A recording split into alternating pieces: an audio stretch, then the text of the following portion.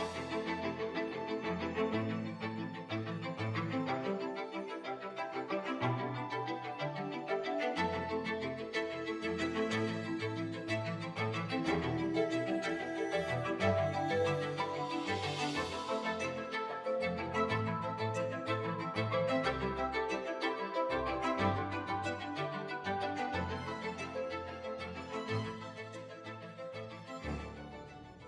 right, welcome to Caribbean Mix. We're right here on 90.3 WHPC.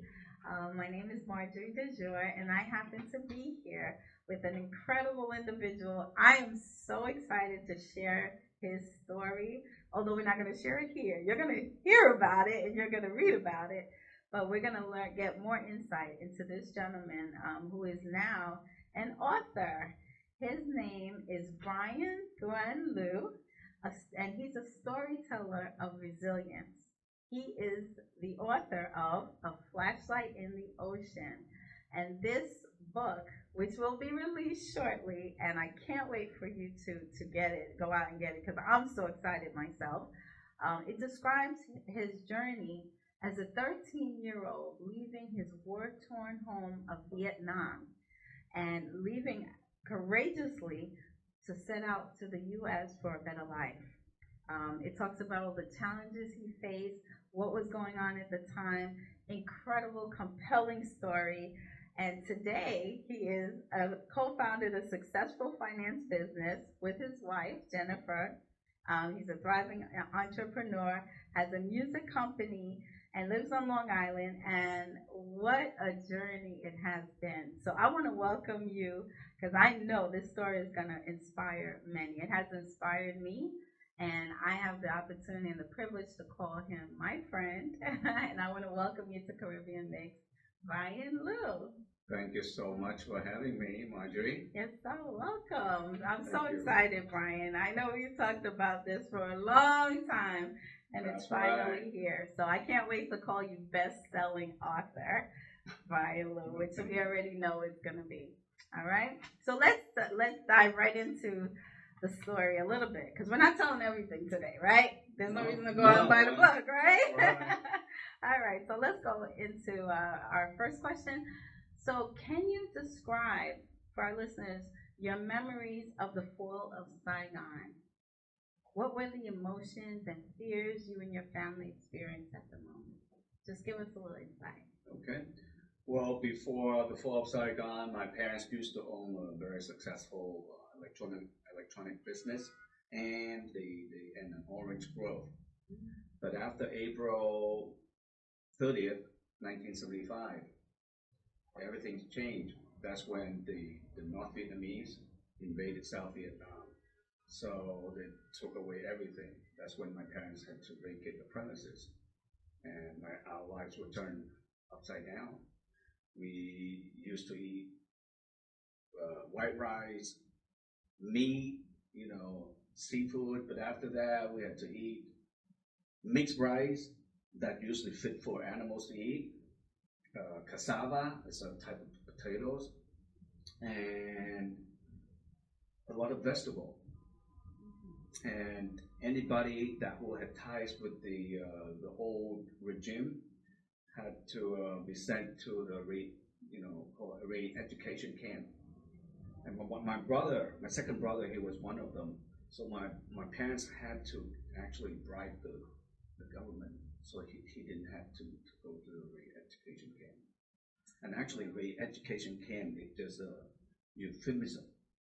Actually, it's a camp that actually you do back, breaking labor, and actually you had to sweep the mine. So actually, you use your own body for to sweep those mines, so you can get killed anytime. Oh my goodness. Yeah, and few months later, the government decided to change the currency. So that means no matter how much money you have or cash you have, your money becomes worthless. Wow. And then a few years later, they did it again. So some people even committed suicide because of that.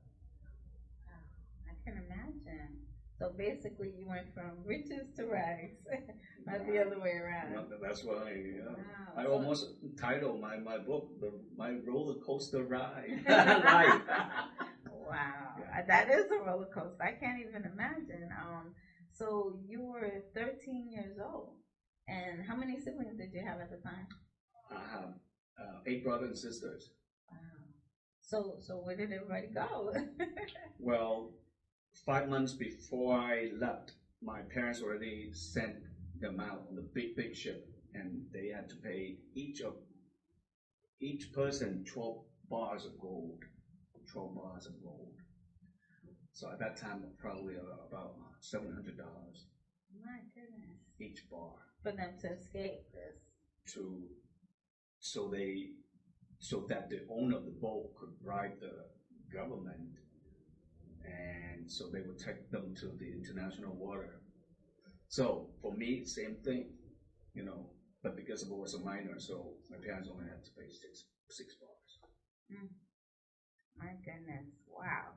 That's something. So what was going through your mind? Like, did you even understand what was happening at 13? You're still very young. Well, I was sick and tired of the living under new regime. So all these years I've heard about America, or Australia, or other countries, or Europe.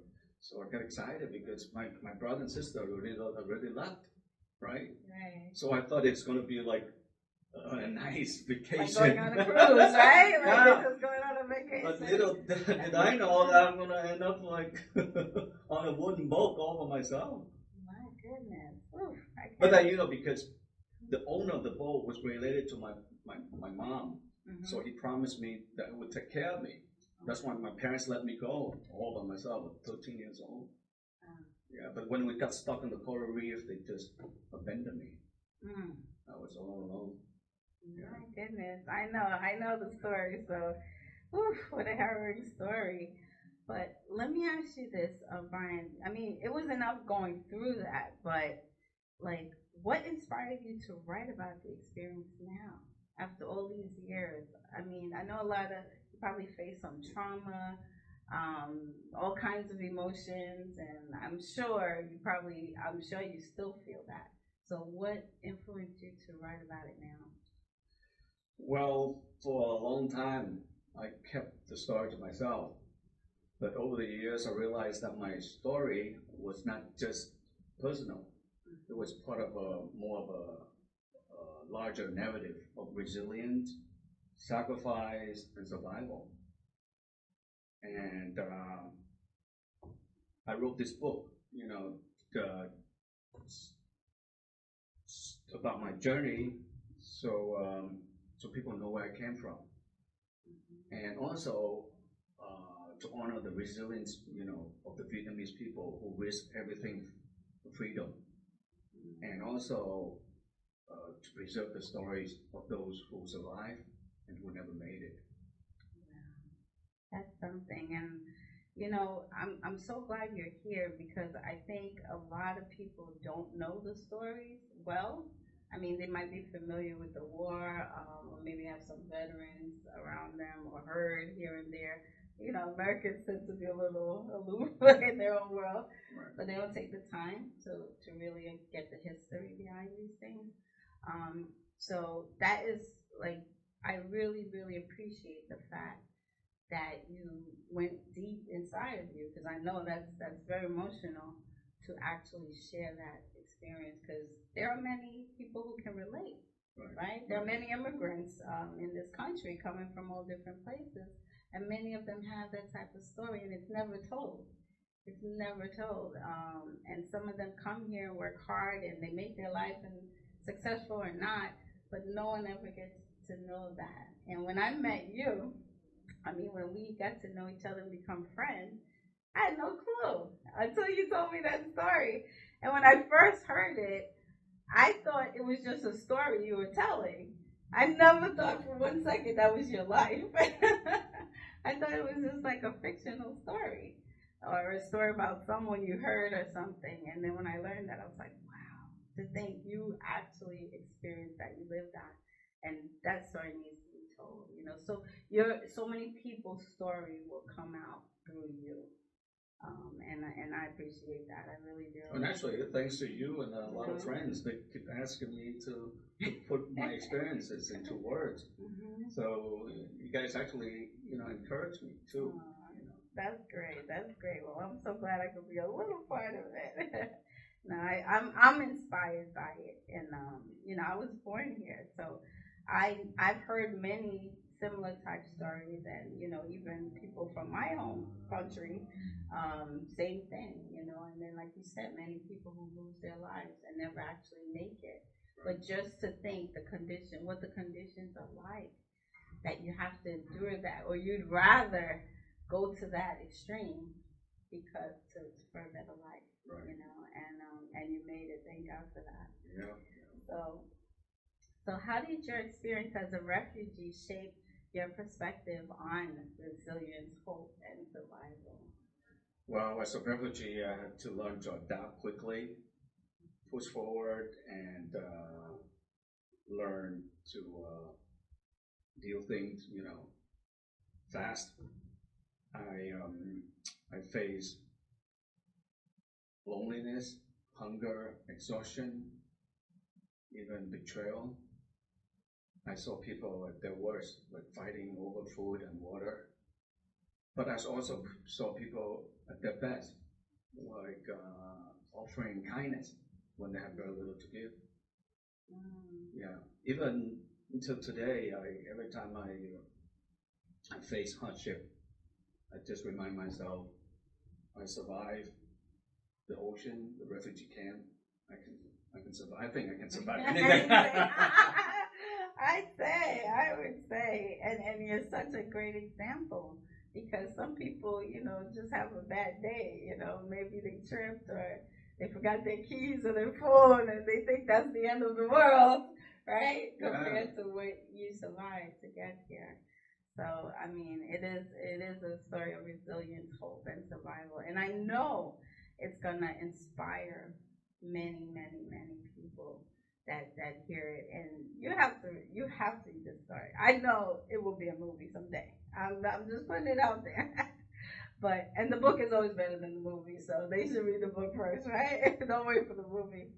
But it is truly a story of hope and survival. And so many people in similar situations, they don't always tell their story, though. They kind of keep it in. And I know we touched on this, but I know you said you wanted to, tell it so that it can inspire other people. But how did you feel, or how did you come to grips with the emotional side of things for you to actually be able to put pen to paper and get it out? Well, like I said, for a long time, but then I just, well, back then, right, my English was not that good. I almost like to hire a ghost writer. But then somehow I think God helped me. All these years I've been learning a lot of vocabularies. I have books that I write learning about vocabularies and make sentences out of that. And then one day, because of all our friends and everybody said, hey, you should write a book. And then I said, hey, I've been through hell, so I want people to, one day I'm not here, I want my next generation or my friends to know what I've been through. You know what I'm saying? And that's so powerful. That's so powerful because everyone loves a hero. They love to see the person win at the end, and you're a living example of that. That's why I say when people read the book or they see the movie when it eventually comes out, they're gonna be rooting for you because they're gonna be like, oh my goodness, look at that little boy. Look at what he's going through, and just give us a little tidbit like. You call it flashlight in the ocean. Why? Well, when we got stranded on the boat, and so the captain, he was afraid that the boat, is going to flip apart and break in half. So he had men and young boys like me stay in the water from 5 p.m. to 5 a.m. So somehow I was so cold and everything. Somehow I sneaked back onto the boat, right? And then it was so dark, so I had to use my flashlight so I can navigate, my way around. So wasn't for that flashlight, I wouldn't be able to move around. And also because of the flashlight, I was able to also move around the refugee camp. Because of the refugee camp after 10 p.m., they turn off all the electricity. And so if you need to go somewhere, okay, you need the flashlight, especially if you need to go to the bathroom. Go to the bathroom on the beach. Right, so if you don't have the flashlight, you step on other people's, Thank goodness, I would have needed the flashlight. I will pull the flashlight. Right now I have about 30 flashlights in my home. That's awesome. That's awesome. That's a great title, and it has such meaning behind it, right? So, what a story. I know there's so much more, but we're not going to talk about it because I want people to read the book, okay? I want them to read the book. But what I will say is, number one, I'm so happy you decided to write this story. Because as I said, it inspired me. I know it will inspire many. And it's so needed out there because many people have that story. And it'll never ever make print. It'll never, some of them will never even leave their mind or their heart to someone else. So the fact that you're sharing in this way and you're leaving a legacy not only for your family but also for all the folks that made it and those that didn't, that's commendable. They should be honored in that way. So, and they will be through you. So that's, God bless you. And I know it's going to go very, very far and be a bestseller. So, is there anything you'd like to share with the listeners? Anything special you'd like to say or share? Well, I think I've shared enough because I want the audience to read the book. Okay. I don't want to, I know, you're way too much. No, it can be about anything. Right now, you're successful, right? You're on the other side, right? So what's one thing you would say to people, who may be going through that or having to have family members who go through it or just, maybe dealing with some trauma of their own from a similar type situation or just trying to navigate what's going on in the world right now? Because right now there's a lot of division, a lot of hate, and a lot of people maybe here and, don't want to go home or trying to get here. And, the scene has changed. So what would you say to encourage people like that? Well, one thing is the power of resilience. Life is unpredictable. We face hardships, but I think we can survive and rebuild even if we never give up. And then I hope that kept me going, kept me alive. When I was stranded in the ocean and when I was in the refugee camp. So I think everybody should hope too. And the third thing is people gotta have the understanding and empathy for other people. Okay, because everybody comes from a different background and everybody is struggling, so they have to understand that about how one can lose everything and start all over and survive in a foreign country. What a great message. Thank you for sharing that. And also never to judge someone, right? When you look at someone, you don't know their background, you don't know their story, right? And you don't know what it took for them to get to where they are. And some people hate people who are successful, who don't look like them or whatever, but they don't know the story. And many people, immigrants that are here, that have built this country, have paid a price to be here. So many of them deserve the success that they have. And many of them have a story. Even if they're not that successful, just the fact that, like you said, they had that resilience, that hope, it's still going to inspire someone else. Yep. So I thank you so much, Brian, for being here, for being on Caribbean Mix on 90.3 WHPC. What an incredible story. Let me tell you, go out and buy the book. I'm telling you, it's going to be a bestseller, I think, on day one, literally, okay? A flashlight in the ocean. Give them your information, how they can reach you, or get more information on the book, how they can purchase it, and yeah. Well, I think the pre-sales right now is already on Amazon and Barnes of Noble.